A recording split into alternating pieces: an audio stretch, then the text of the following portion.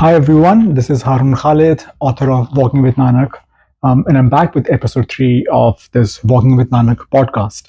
अच्छा पिछले हमने पॉडकास्ट में सेक्शन में हमने we read chapter 1 the prophecy उसमें हम थोड़ी सी बात करते हैं कि माता Tripita goes to this ancient Hindu temple where she encounters this eccentric Muslim Sufi saint Naulaka Hazari, and then I go to a Sufi shrine जो कि Naulaka Hazari का shrine है, and then sort of link these two stories. I talk a bit more about how I was conceptualizing the characters of the parents of Guru Nanak, and essentially also laying some of the foundation of Guru Nanak's religious movement, जिसके अंदर आपकी exploitation of religion आ जाता है, and sort of mixing of economics, politics, and religion that is essentially of what Guru Nanak is very critical of.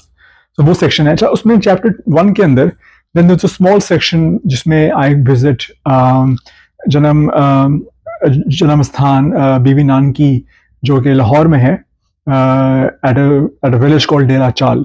वो थोड़ा section मेरा chapter 1 के अंदर है, and then my chapter 2 is called walking with my guru, walking with the guru, which is essentially a bit of context about my relationship with Iqbal Kaisar and how did that inform this particular book, but not just this particular book, but also my previous writings and my subsequent writings. And then there is a whole tour around that area. Dera Chal ke jo pure area ke andar, there's also 2-3 other temples gurdwaras that I visit.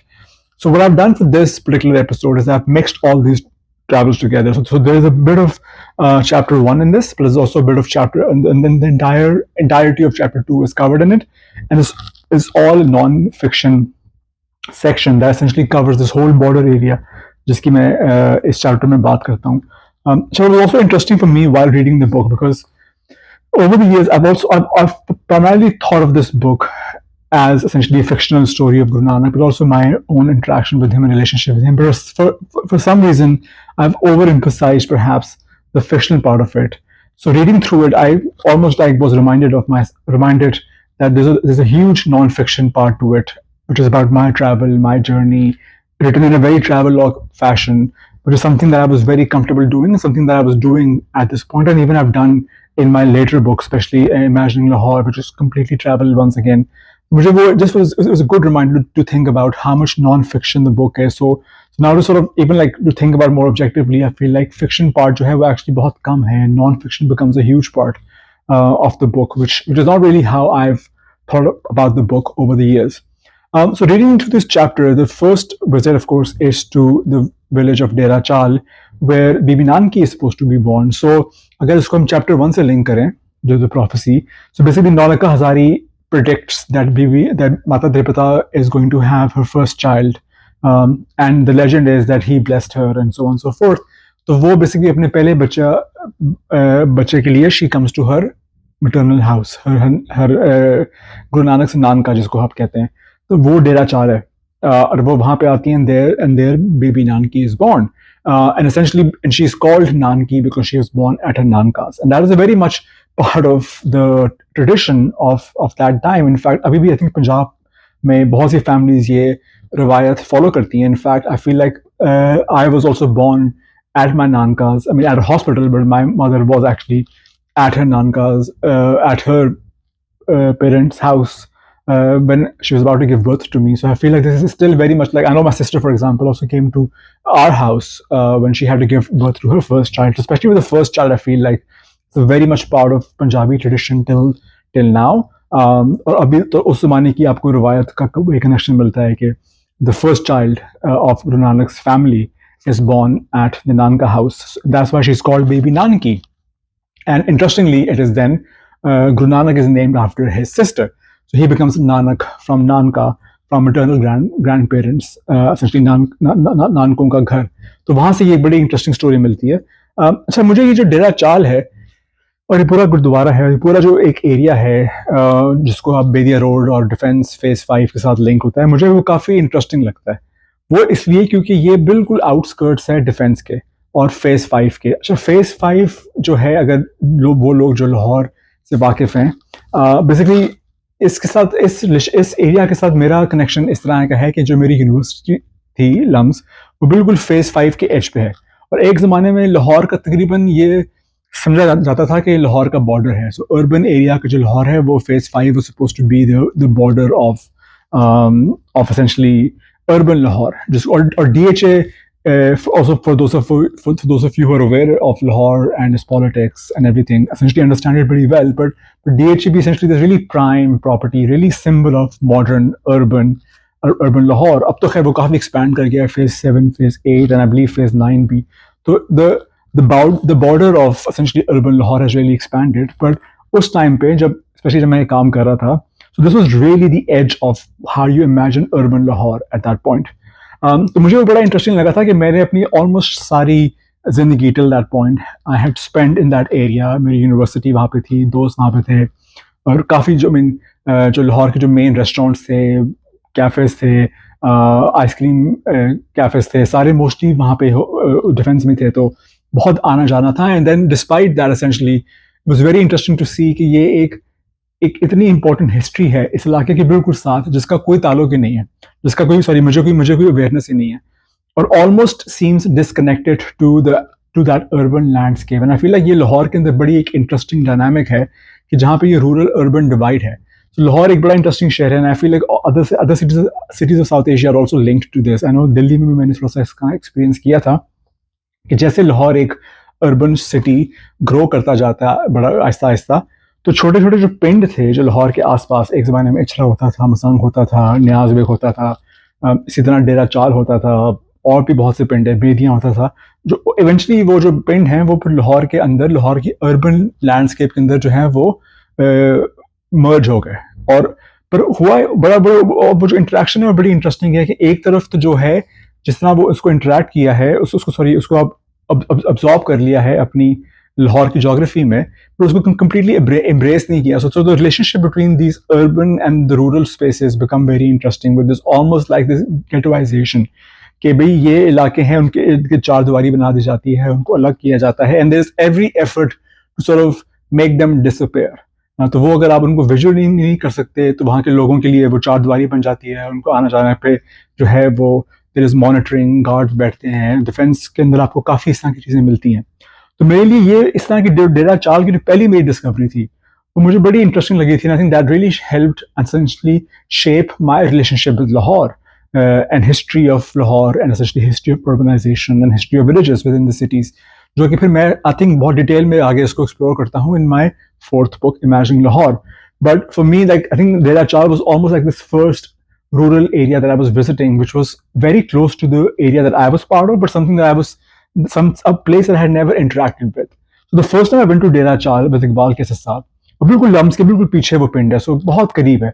I went there and छोटा सा आप road के अंदर में जा रहा था, and the first thing you see is then the gurdwara, उसका जो ऊपर white सा dome. So it was really fascinating for me to see कि ये इतना historical गुरुद्वारा जो है वो इतना करीब है to essentially how I imagine this urban landscape, and somehow people of this area are still unaware of this. And by this area, I mean essentially people who are interacting with that urban space. So that was very interesting for me to see essentially how these different spaces interact and how history is kind of almost made obscured within this urban growth of Lahore. और लाहौर के अंदर specially जो newer part of Lahore है, अगर आप जाते हैं तो बड़ा आराम से आप, it's very easy not to see this history. Essentially because that's also how the city has grown and how almost the city is designed. It is meant to essentially erase all traces of history. In fact, I'm going to link it back to the first section जो हम बात कर रहे थे कि जब नौलखा हज़ारी के जो मज़ार में मैं जाता हूँ तो वहाँ पे essentially मज़ार का उनका एक सेक्शन है जो कि एक बहुत पुराने टिब्बे के ऊपर है, और वो टिब्बा जो है वो एक आर्कियोलॉजिकल रूइन है, उसके बाकायदा उसके मेंशन है इन द आर्कियोलॉजिकल रिपोर्ट्स की एक बहुत पुराना एक आर्कियोलॉजिकल रूइन था, और टिब्बा जो है उसके टॉप पे वो पड़ा हुआ है, सॉरी जो मज़ार है उसके टॉप पे है. बट वहाँ पे जब मैं गया था तो वहाँ पे आपको I told you, I think book के अंदर भी वो है कि there is a housing society that is being made. So slowly, essentially, what the housing society is doing is eating away at those archaeological ruins. And essentially, that's the story of essentially urban development in Pakistan, in Punjab, in Lahore, and of course other urban cities as well. कि ऐसा ऐसा जो पुराने इलाके हैं, historical sites हैं, historical गांव हैं, historical small communities हैं, are slowly they're history is being eroded, essentially housing societies के नाम पे वो आराम से हर चीज़ जो है वो स्टोरी जो है वो डिस्ट्रॉय हो रही है। तो उस लिहाज से डेरा चाल की जो है वो स्टोरी बड़ी इंटरेस्टिंग है, और ये गुरुद्वारे की स्टोरी बड़ी इंटरेस्टिंग है। अच्छा, फिर एक और जो बड़ा इंटरेस्टिंग रिलेशनशिप है between this urban and rural areas, especially with Sikh gurdwara, इसके सिख गुरुद्वारे के साथ जो है बहुत बड़ी प्रॉपर्टी जुड़ी हुई है, एंड मोस्टली ऑफ कोर्स ये प्रॉपर्टी जोड़ी जाती है with Sikh gurdwaras around the time of Ranjit Singh. कि जब रंजीत सिंह पावर में आते हैं तो एसेंशली पूरे पंजाब के जो गुरुद्वारे हैं, स्पेशली जो हिस्टोरिकल गुरुद्वारे हैं, experience major renovation.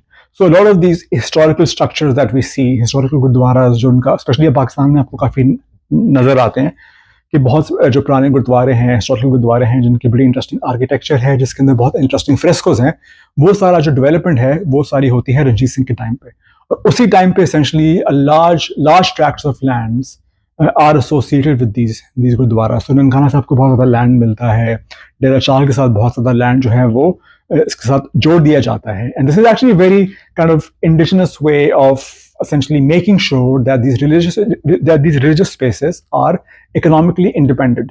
So the idea is, and ये उसको पहले मुगलों ने जो है ये मज़ारों के साथ भी किया है, एंड मंदिरों के साथ भी होता रहा है, and of course with Ranjit Singh then ये गुरुद्वारों के साथ भी होता है कि एसेंशली एक बहुत बड़ा एक ट्रैक्ट ऑफ लैंड, एक एग्रीकल्चरल लैंड जो है वो जोड़ दिया जाता है किसी गुरुद्वारे के साथ, और वहाँ से जो इकोनॉमिक प्रोड्यूस होती है उस एरिया से, उस लैंड से, then goes on to benefit economically the Gurdwara. And then of course the Gurdwara, the religious institution is meant to then look after the economic needs of the people of that community. So there's a very symbiotic kind of relationship that evolves between land, religious institution and the people of that land.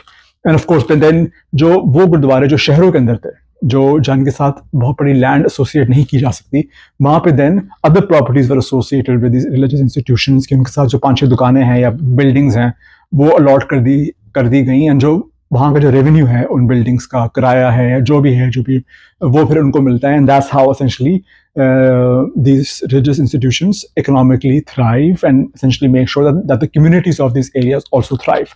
So there's always been a very interesting relationship between economics and religious institutions, which if we link back to Guru Nanak, that's essentially, but also in his essentially time period, he's also speaking against in many ways. Essentially the economic aspect of religious institutions, the economics of religion is something that Guru Nanak is very critical of. But it's very interesting that how religious institutions across religions evolve in that particular way. Anyway, so essentially with this Gurdwara as well, Ranjit Singh renovates this Gurdwara because it is a very historical Gurdwara, very important Gurdwara in the Sikh history, and then allots a huge piece of land with it, which is then responsible for the economic well-being of the Gurdwara. But of course क्या हुआ कि partition के बाद जो है वो land, nobody was taking care of the Gurdwara and nobody was taking care of that piece of land. So Aahista Aahista वहाँ पे जो है फिर वो essentially land grabbing शुरू हो जाती है। अब जो बड़ा इंटरेस्टिंग हुआ है, by अब I mean at the time that I was writing the book, वो था कि क्योंकि फेज 5 essentially और जो डिफेंस का पूरा एरिया है वो इसके इर्द गिर्द जो है, इस एरिया के इर्द गिर्द है, ग्रो कर रहा है, लाहौर एयरपोर्ट इसके बड़े करीब है। So you can think of this essentially as the most prime property in Lahore. अभी भी आई थिंक शायद लाहौर की सबसे महंगी प्रॉपर्टी जो है वो डिफेंस फेज 5 है, और डिफेंस फेज 6 है, जो बिल्कुल ये जो पिंड है ये बिल्कुल दोनों के बीच में। So we're talking about something, a very lucrative kind of property area. So over time, of course, then you have multiple housing societies that have emerged in the shadow of DHA, benefiting from the economic sort of growth of DHA. तो उसकी वजह से फिर जो lot of land, जो land था जो इस गुरुद्वारे के साथ जुड़ा हुआ था, essentially people took over, and then many housing societies, buildings kind of came up.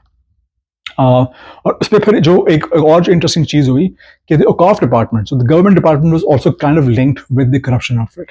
जब मैं इस गुरुद्वारे में जा रहा था तब एक बड़ा मशहूर एक उस टाइम केस हुआ था कि गुलाब सिंह एसेंशली जो एक ननकाना साहब के रेजिडेंट हैं, and in fact he was the first police officer in Sikh police officer in I guess in Punjab post partition.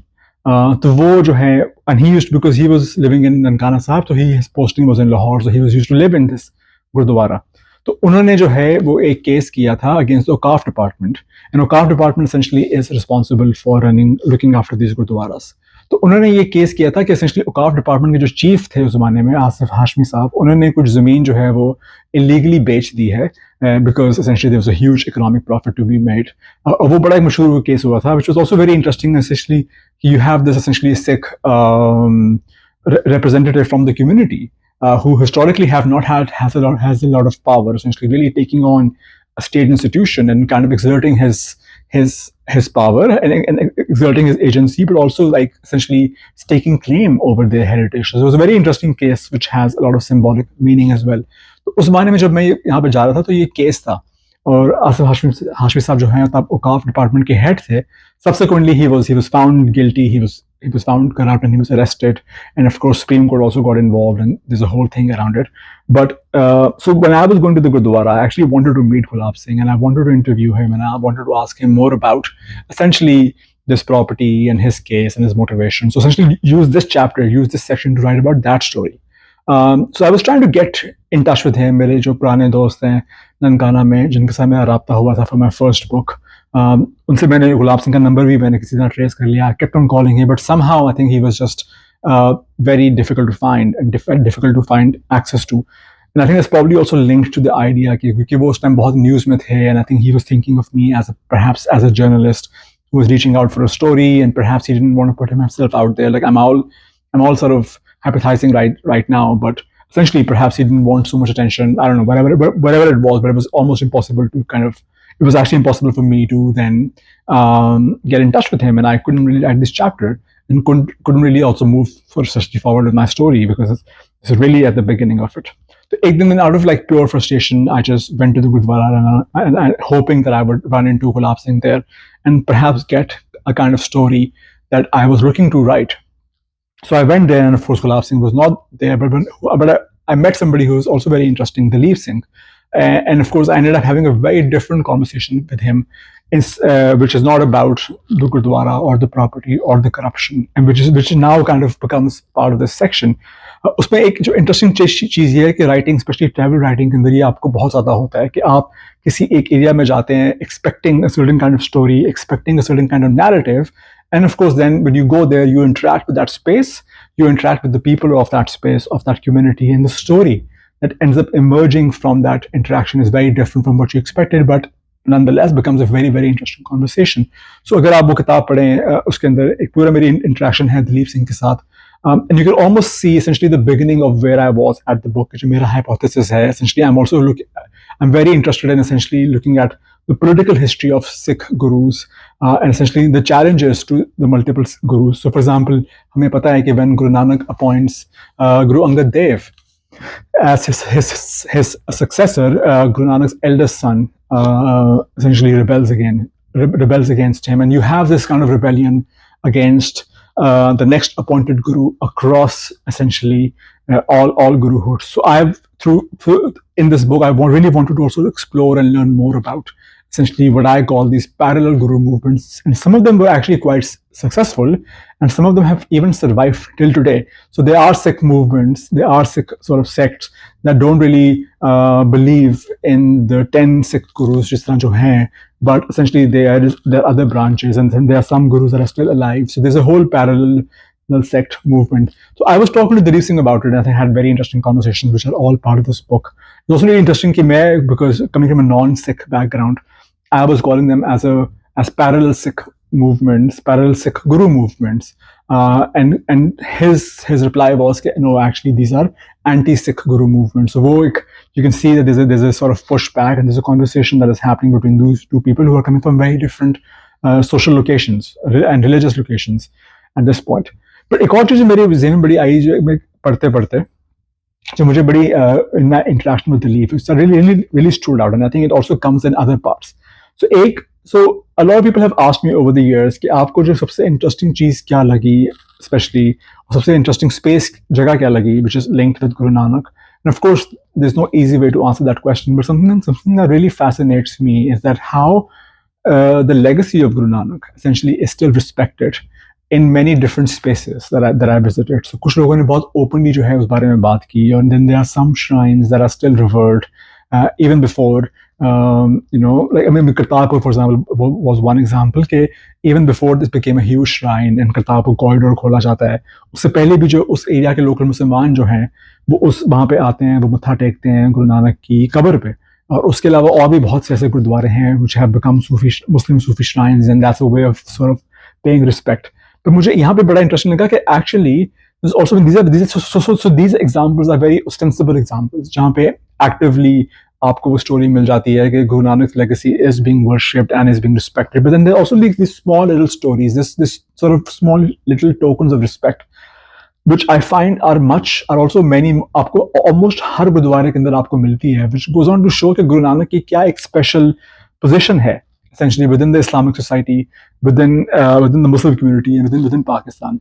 So Dalip Singh also points out कि एक छोटा सा मुसलमान जो है एक मज़ार है डेरा चाल के करीब, और वहाँ के लोग एक दिन उसको मिलने आए, and they tell him कि गुरु नानक जो है also used to come to their mazar when he used to visit डेरा चाल, and which was, I mean, of course, like Dalip Singh says, I think थोड़ा सा एक academic historical background है, so Dalip's like, show me some evidence, show me some tangible objects that you have, and of course they don't have anything.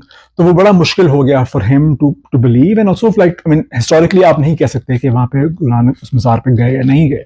I mean, given the proximity of the space, possible है कि वहाँ पे गए हों. But I think for me, once again, like as also mentioned in perhaps episode 2, for me, the historicity of that story is not important. What is important is you have this Muslim Sufi shrine that is still finding a way to connect with Guru Nanak and to sort of say, to sort of partake in his legacy and the respect that is given to him. So for me, this is a way in which they give respect to Guru Nanak. Essentially, भाई ये हमारे मज़ार के साथ भी जुड़े हुए हैं, and of course because of that, then he becomes somebody who needs to be revered and who needs to be respected. Of course, especially in a Pakistani context, for a non-Muslim saint to sort of get so much love and respect from local indigenous communities, from folk communities, is something which is very interesting, something that perhaps in many ways is very unique to Guru Nanak. तो वो था. I mean, of course, इसको अगर आप पहली भी, इसको I was linking with the first chapter जिसमें नौलखा हजारी के मज़ार के अंदर भी आपको गुरु नानक की स्टोरी मिलती है, and then of course there are other stories that will come up more so in the book. वो मुझे बड़ी इंटरेस्टिंग लगी कि ये यहाँ पे जो है ये there's still small tokens of essentially how people pay respect to Guru Nanak. I found a legacy of that also when I visit the village of Jhaman. और ये बेसिकली उसी डेरा चाल से थोड़ा सा दूर एक और गांव है झामन, जहाँ पे there's also a historical gurdwara associated with Guru Nanak, and he's supposed to stay here. अब in fact recently पता चला कि वो गुरुद्वारा जो है वो गिर गया है, उसकी तब भी काफ़ी बुरी हालत थी, but now recently because of rains it has actually fallen. I think there was a lot of social media posts and articles I saw about them. I think I also gave a comment on an article or two about this, but essentially when I went, उस time ये गुरुद्वारा फिर भी खड़ा हुआ था, अब तो वो गिर गया. But essentially this gurdwara is a few kilometers away from डेरा चाल, and the story is कि गुरु नानक जो जहाँ पे डेरा चाल में आए थे, तो एक टाइम पे ट्रैवल करके वो झामन गए, थोड़ी देर वहाँ पे रुके, फिर एक और छोटा सा पिंड है झामन के साथ घविंडी, वहाँ पे भी गए, और उसके बाद वो सुल्तानपुर लोधी जाते हैं, where he spent a large part of his life, and where his sister and brother-in-law used to live and who he was very close to. तो वो पूरा उनकी एक फिजिकल मैपिंग होती है of his travel through these multiple gurdwaras. What is also really interesting about this whole area is कि ये बिल्कुल border area, ये बिल्कुल इंडिया के साथ लगता है. तो I find that space very interesting as well. Border, especially India-Pakistan border, मुझे जो है वो काफ़ी fascinate करता है, because it is such a contested space. It is such a hard border. And it's also really interesting कि मैं जब I mean, of course, like I've spent my entire life in Pakistan before I eventually moved to Canada. तो वो मेरे लिए तो borders, India-Pakistan border is perhaps the example of how borders are supposed to be. The borders are supposed to be hard. They're supposed to be barbed wire. They're supposed to be manned at all the time. And of course, they're supposed to be very contested, militarized spaces. So Pakistan-India border is the most militarized space border in the world. But of course, like once you start traveling around the world, I mean, you look at how different borders are across the world. I mean, US-Canada border देखें, आप Europe के borders देखें, like borders are not necessarily meant to be such hard spaces and such hostile spaces. So उस लिहाज से जो border travel होता है India-Pakistan का, especially going to these small villages and small towns that are right on the border. I find them very, very fascinating because वहाँ की geography, वहाँ का infrastructure, all essentially reflects this contested space. Especially क्योंकि 65 और 71 की wars के अंदर भी India actually crossed that border, और तो अभी भी आपको जो वो marks मिलते हैं उस area के अंदर कि वो of militarization, of essentially monuments, of essentially spaces that were constructed around that time to make sure to sort of stop the Indian army. What was also really interesting was that the first time that I went to the village of Jhaman. So Jhaman में actually इस किताब के लिए दूसरी बार गया था. So this was around 2013 or 14 when I went there for the second time. The first time I went there was 2008. And in fact, interestingly, a few days after Mumbai attacks. तो जब India Pakistan के जो हालात थे were probably at their worst in recent history. And there was there was actually a fear that there might be an Indian attack on Pakistan and there will be a war. तो जब मैं गया था झामन में, I actually saw overhead essentially Indian jets flying into Pakistan territory and then flying back. बिल्कुल नया वो हुआ था. So it was very interesting to see how at this religious space, at this border space, essentially how India-Pakistan politics and the politics of the border plays out. So Jhaman for me in that way is very interesting. अच्छा, Jhaman की मैं बात कर रहा था कि about token of respect and how essentially these different spaces के अंदर भी आपको token of respect मिलती है in small subtle ways.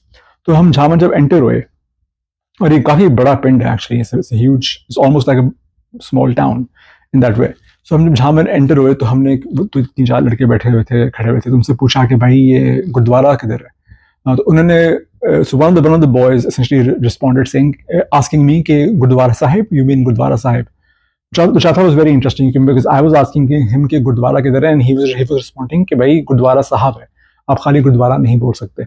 Which I thought was very interesting. Essentially for him then adding the word Sahab at the end of Gurdwara was his way of showing respect to the Gurdwara, which I thought was also very interesting. Essentially, it's a very small little token of how you pay respect to a site, to a heritage that doesn't necessarily belong to you. And in fact, in many ways, because of the structures of education and because of how Pakistani state and Indian states have evolved, you're almost supposed to hate this heritage. But here is this guy who essentially through this small little word is paying homage to the legacy of Guru Nanak and this particular Gurdwara, and he's paying respect to it. Anyway, so वो एक बड़ा interesting token of जो है respect जो है मुझे नजर आया. In fact, I'll just complete the story of token of respect के जो तीसरा गुरुद्वारा जब इसी section में मैं visit करता हूँ, which is the Gurdwara in Govindi, which is also a small border town, और वहाँ पे भी जो है वो Guru Nanak जो है after Jhaman he's supposed to go there. तो वो भी एक छोटा सा गुरुद्वारा है और उसके अंदर जो है एक दो essentially there are 2 seats जो कि बनी हुई हैं. They're made out of I think bricks. एक ऊंची सीट है और एक छोटी नीची सीट है. जो ऊंची सीट है is meant to represent Guru Nanak और जो छोटी सीट है is meant to represent भाई मर्दाना. तो उस हम गुरुद्वारे में गए. ये गुरुद्वारा जो है घंटी के पिंड से काफी बाहर है. It's like you have to, I mean, we drove and then we walked a bit. तो अब बिल्कुल सामने बॉर्डर है तो आपको वो नजर भी आती हैं Indian poles and maybe like small villages जो इस एरिया के पीछे होंगी. तो उधर भी उस गुरुद्वारे के अंदर भी बड़ा इंटरेस्टिंग था कि लोगों ने essentially थोड़ी सी ऑफरिंग्स पे की हुई थी, थोड़ा सा सफाई की हुई थी, झाड़ू पड़ा हुआ था वहाँ पे और नमक रखा हुआ था जो कि आपको सूफी श्राइन्स के अंदर भी नजर आता है, मिलता है. तो वो ऑल्सो इंटरेस्टिंग कि अभी तक जितने भी मैंने गुरुद्वारे जो अभी शुरू से लेके अब तक इस किताब में जितने भी गुरुद्वारे जितने भी हमने साइट्स एसोसिएट की हैं गुरु नानक के साथ, you find these tokens of respect across all of them. So even though at one hand जो है उनकी they are not being kept after. So Jhaman का गुरुद्वारा जो है was not looked after and eventually now it's fallen. और उसकी उस time भी हालत काफ़ी ख़राब थी, आधी दीवार गिरी हुई थी, उसके जो है वो जो उसकी ज़मीन किसी ने खोदी हुई थी in search of treasure. उसके ऊपर उन्होंने ग्राफिटी की हुई थी essentially muslimizing the space. उसके अंदर जो फ्रेस्कोस थे, गुरुओं की तस्वीरें थी, उनके उन्होंने शक्लें तबाह की हुई थी essentially once again as a way of Islamizing that space. So on one hand you have this essentially role where you are mistreating that space and mistreating it primarily because it's not a Muslim space and you are trying to essentially exert your hegemony, your power over that space. But on the other hand, you have these small tokens of respect that also exist. So you can have this one particular gurdwara, one particular space that is being respected and being disrespected at the same time, which I found across perhaps all the gurdwaras that I visited in association with Guru Nanak. So that's something that really stood out for me. These small little tokens of respect that you find across multiple gurdwaras. अच्छा एक और भी जो फिर एक और है कि हम especially I mean now of course the legacy has changed, but when I was writing this book around 2013 2014 उस टाइम जब हम पाकिस्तान के अंदर गुरु नानक की लेगेसी की बात करते थे तो वो हमारे ज़हन में सिर्फ ये 4-5 गुरुद्वारे आते थे जहाँ पे essentially we should think about the entire Sikh heritage through these 4 or 5 gurdwaras.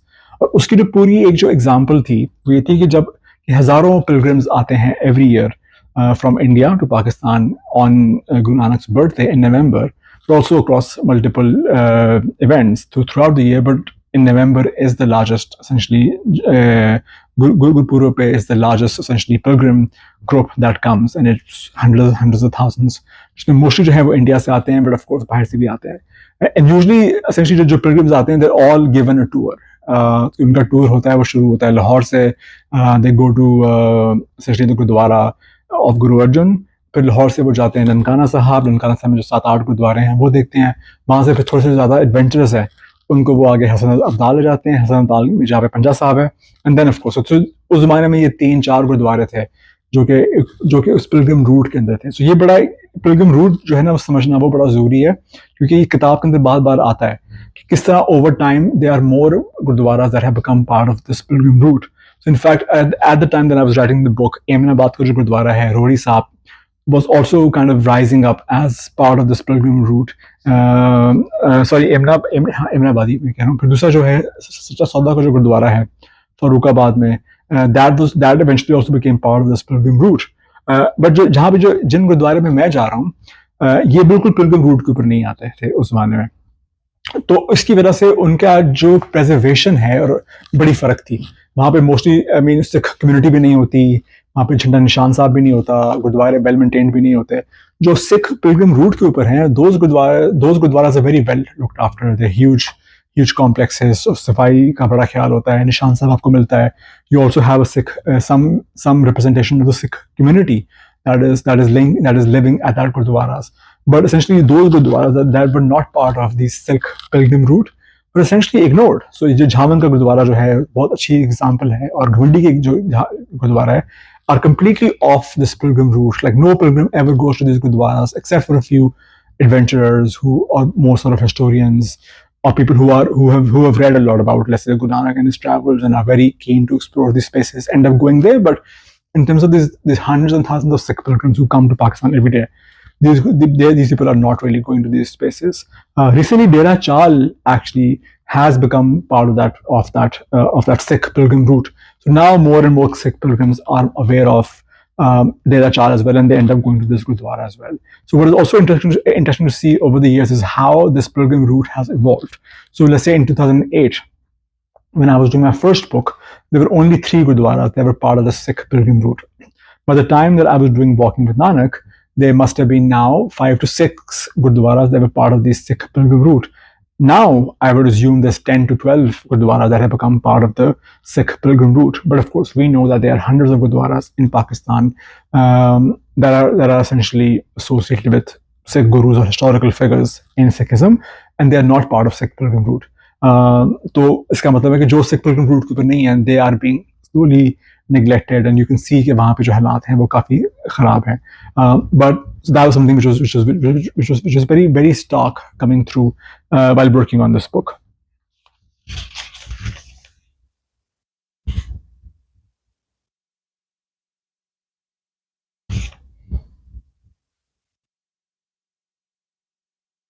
अच्छा एक और one big factor that kind of helped me conceptualize the life and the philosophy of Guru Nanak was actually coming through a Muslim lens. Because I am born into a Muslim culture, so I'm very aware of the Muslim philosophical traditions, the emphasis on monotheism, the emphasis on finding the middle path, and all of those things. And so essentially when I was reading Guru Nanak's and his philosophy and his work, I could see a lot of parallels between his essentially philosophy and Islamic philosophy. So, for example, like Guru Nanak ki jo his emphasis on one God, जिसको Islamic philosophy के अंदर हम interpret करते हैं as मोनोथियज्म, वो बड़ी strong है. सो जिसको एक तौहीद कहा जाता है इस्लामिक रवायत के अंदर, his emphasis on one God, something which is very very strong, and he is very critical of this idea of multiple gods and false gods. So in many ways you can almost think of, if let's say you did not know this was Guru Nanak, you can think of this as very much as a Muslim scholar, Muslim Sufi, writing about or talking about essentially monotheism in Islam. Another thing that really stood out for me about Guru Nanak was his emphasis on the middle path. कि भाई, you are supposed to be part of society, but you're also supposed to be not too involved with society, and you're supposed to essentially have a middle path. Like complete cutting off from society is also which is looked down upon, which is why Guru Nanak was very critical of aesthetics.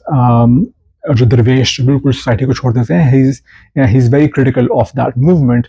And of course, on the other hand, somebody who's completely involved with the society and not thinking about community and not thinking about spirituality, he's also very skeptical of that. So you have to essentially find a middle path where you have to stay true to your spirituality, but while also essentially engaging in society. So that's also very very, for me, coming from an Islamic lens, was something that resonated very deeply with essentially how I understood Islam. अच्छा, मुझे उस पर जो interesting चीज़ लगती है कि हम जब, and this is actually true for a lot of Sikh scholars that I've also read, and scholars writing about Sikhism, is that a lot of people don't make that connection. And I've always find that very fascinating. So for example, अगर हम लंगर की भी बात करें, and that is the tradition which is instituted by Guru Nanak, पर आपको लंगर की एक रिवायत जो है, आपको चिश्ती सिलसिले के अंदर काफ़ी बड़ी इसकी रिवायत मिलती है. मज़ारों के अंदर आपको जो है वो एक रिवायत मिलती है. Of course, there are subtle differences between the Langar tradition of Muslim Sufi shrines and Sikh gurdwaras, but nonetheless, there is essentially a tradition of Langar that was very much instituted in many Sufi gurdwaras before it became instituted in Sikh gurdwaras. And there is, for me, like I see those connections pretty clearly. But it's interesting for me to see that many Sikh scholars or scholars writing about Sikhism, so by not in terms of identity, but in terms of Sikh scholars who are working, essentially scholars who are working on Sikhism, for them, they don't really make that connection. And I feel like over the years, I've tried to really think about why that is the case. So for example, मेरी इस पे बहुत लोगों से इस पे बहस भी होती है कि वो कहते हैं जी Guru Nanak was, or Sikhism is not a monotheistic religion, but it's actually a monoistic religion, which essentially means that so monotheism जो है, जो इस्लामिक रवायत है, monotheism means that there is one God and God created the world. So essentially there is a difference between God and the world that he has created. He, for the lack of a better word, so it or she, however we want to describe God, but essentially the world that God has created is separate. So God is a separate existence from their creation. But on the other hand, the monoistic tradition is that there is a unitary existence, that essentially everything is, there's only one existence, and that is God, and all of us are part of that existence. So we are all essentially one, this one big entity, and we are all gods. Everybody is connected. So the emphasis is on one, but there's a difference between essentially monoism and monotheism. So essentially, a lot of people talk about how Islam is monotheistic, whereas Sikhism is monoistic, and use that, and they use that as an example to show that actually there is no connection between the philosophies of two. But also, I feel like many people who make that claim also don't really know these multiple traditions that exist within the Islamic philosophical रिवायत. Islamic philosophy के अंदर भी और Islamic जो रवायात के अंदर भी मोनोइज्म का एक बहुत बड़ा रोल है. आप पूरी इस्लामिक सूफी इस्लामिक जो पंजाबी जो सूफी पोइट्री है, आप बुल्ले शाह को उठा लें, आप शाह हुसैन को उठा लें, आप बारिश शाह को उठा लें, दे essentially all talk about monoism. फिर और सिर्फ ये पंजाब के अंदर नहीं है, आपको पंजाब से बाहर भी मिलता है. आई मीन मंसूर अल-हजाज essentially जो इराकी सूफी थे, essentially his focus is on monoism. Ibn Arabi, who is also a philosopher, Turkish philosopher, I believe, is also essentially seen as the father of this monoistic school of thought. So essentially, monoism is also very much part of Islamic tradition, and it also predates in many ways Guru Nanak and Sikhism. So there are these essentially connections. So for me, this connection was essentially, there are these connections, and I feel like Guru Nanak was very much aware of these different traditions and kind of learning from them and taking them into account. But I don't see this kind of recognition that is coming from other scholars. And I feel like a big reason for that essentially is the legacy of colonial scholarship on Islam, especially Islam within South Asia. And I feel like it's very Islamophobic, and it's rooted in that kind of colonial legacy, कि जिसके अंदर basically बड़ी एक easy distinctions कर दी गई थी. So basically how the colonial scholars studied Islam and studied different religions in India was the idea of a local religion versus the idea of a foreign religion.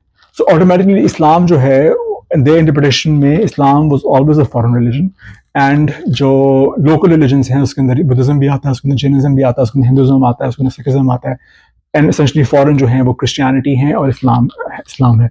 So essentially then there was no kind of connection seen between the two, के एक neat जो है compartmentalization कर दी गई. So because of then that legacy of our need to kind of categorize religions and categorize communities into different bases, and these categories, I'm arguing, are constructed by the colonial scholarship, and that was their agenda, that was their purpose at that point. A lot of essentially scholarship around Sikhism is still very much rooted in that idea of Islam and the foreignness. So essentially the idea is that there is a need to see Guru Nanak's legacy as indigenous to South Asia, and then of course because वो indigenous है तो उसको हम एक foreign जो रिवायत है, जो इस्लामिक रिवायत है, उसको हम किस तरह उसको साथ compare कर सकते हैं. But of course reality is more complex. Guru Nanak was living in the 15th and the 16th century, and something I write about in this section is that so at that point Islamic culture, Islamic philosophy, especially Islamic influence in South Asia was perhaps at its peak. So essentially, in many ways, I argue that how a modern scholar cannot ignore Western traditions of humanism and other traditions. In many ways, any scholar, any sort of philosopher, religious philosopher, or any other kind of philosopher cannot ignore Islamic philosophy and Islamic influence at that point, because that was a kind of culture that was dominant at that point. So I feel like there is this more need to sort of make those connections, which I feel like are not made because of this Islamophobic idea that Islam is not indigenous to South Asia and almost seen as a foreign. And of course, us argument को थोड़ी सी अगर और भी extend करें, has political implications of violence, which you see many times practiced across South Asia. So for me, that was something which was very, very important to sort of see those parallels and see those connections. And I feel like in some ways, that for me is how I understand the legacy of Guru Nanak. उनकी पूरी जो legacy थी was essentially to essentially remove these barriers, to sort of break out of these boxes and think about cultures, think about humans, think about religions, essentially that flow between different definitions, that flow between our ideas of different religions in that way. So अगर हम जब फिर इस तरह जो हम compartmentalization कर लेते हैं, and we put these different religions into boxes, and then we don't see how they're interacting. For me, I feel like we're doing a disservice to the legacy of Guru Nanak. So वो मेरे लिए जो है वो काफी important था देखने में. थोड़ी बहुत recognition है, of course. बाबा फरीद की बात होती है कि बाबा फरीद जो है, Guru Nanak essentially uses him as an example of a Muslim, of a perfect Muslim in many ways. Or of course, like he really respects him, and because of Guru Nanak, you have Baba Farid's poetry, which is essentially recorded and becomes part of Granth Sahib.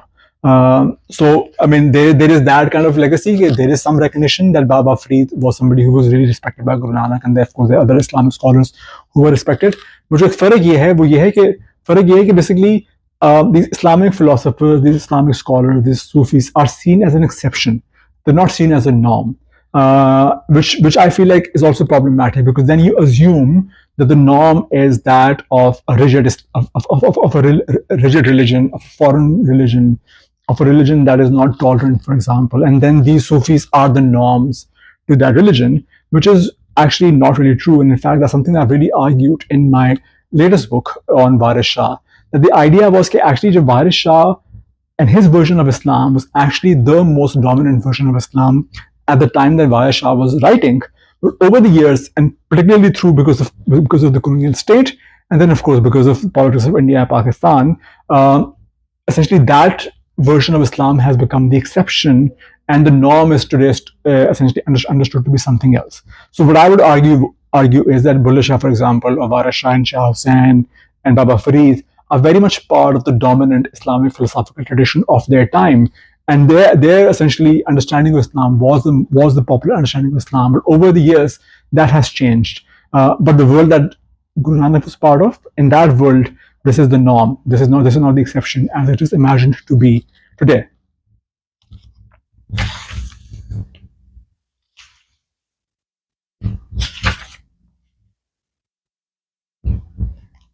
अच्छा, इस area के अंदर जो एक और बड़ी interesting चीज है, and something that I will talk more about in my later section, but I want to sort of just put it out there right now कि एक अगर आप डेरा चाल से जामन की तरफ जाएं तो रास्ते में एक छोटा सा जो है एक गांव आता है, इसका नाम है हेर. अच्छा, ये जो हेर पिंड है, ये बेसिकली था, this was the village of in laws of Prithvi Chand. Now Prithvi Chand essentially is the eldest brother of Guru Arjan. So eldest son of Guru Ramdas, who was the fourth Sikh Guru.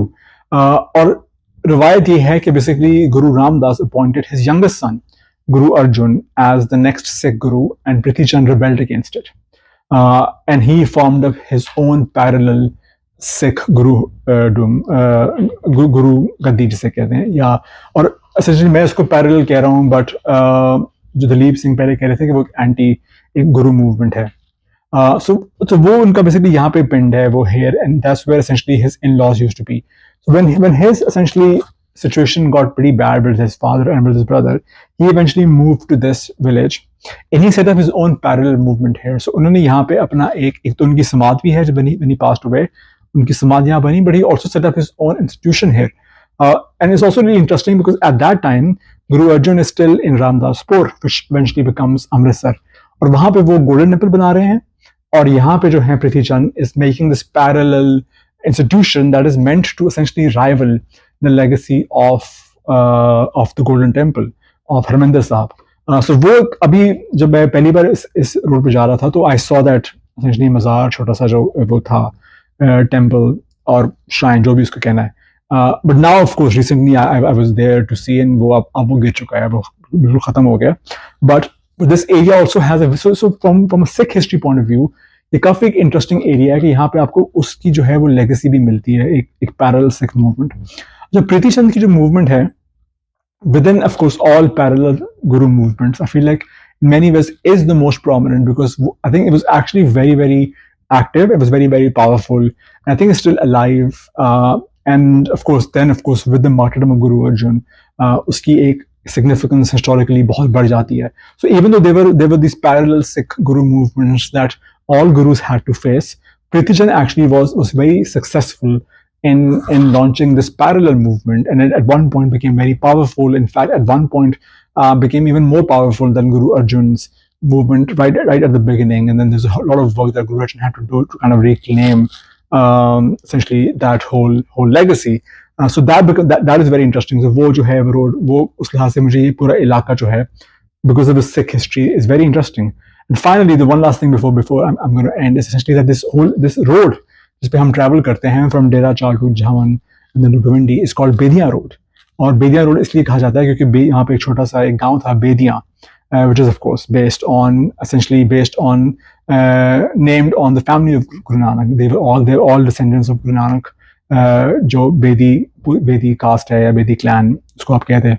So वो एक गांव था, ये एक बहुत बड़े मशहूर एक बेदी स्कॉलर थे जिनको रंजीत सिंह के टाइम पे. So once again we're linking back to Ranjit Singh and in his important contribution in essentially empowering Sikh gurdwaras and prominent Sikh figures and essentially giving them economic and hence political power is crucial for essentially for the development of many of these institutions.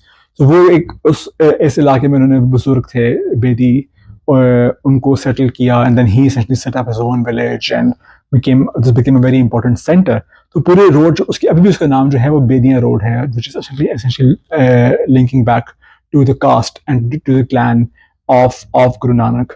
So for me, I mean, this whole area essentially, which is right on the outskirts of what was then urban Lahore, but so rich in history, is absolutely incredible. And I think for me, when I first discovered this, absolutely opened my eyes to the amazing ways in which our history is scattered all around us, but almost made invisible because of political, because of how urban development has happened in our cities. And I feel like at some level, this is because of uh, political decisions, but also because, I mean, so there's a certain state agenda, political agenda behind how these legacies are being ignored and how these villages and these towns are completely obscured by this urban, essentially megapolis, which is Lahore. So for me, like this was a very eye opening, uh, essentially understanding of Lahore's history, of Punjab's history, and of history of my culture and my tradition. So that was essentially my whole trip around that area. Yeah, and I'm going to end this here, but I hope you really enjoyed this conversation. I would love to hear in the comment section what you thought, if you've ever been to that area, and if you have any interesting stories, anecdotes that you want to share with me. Thank you.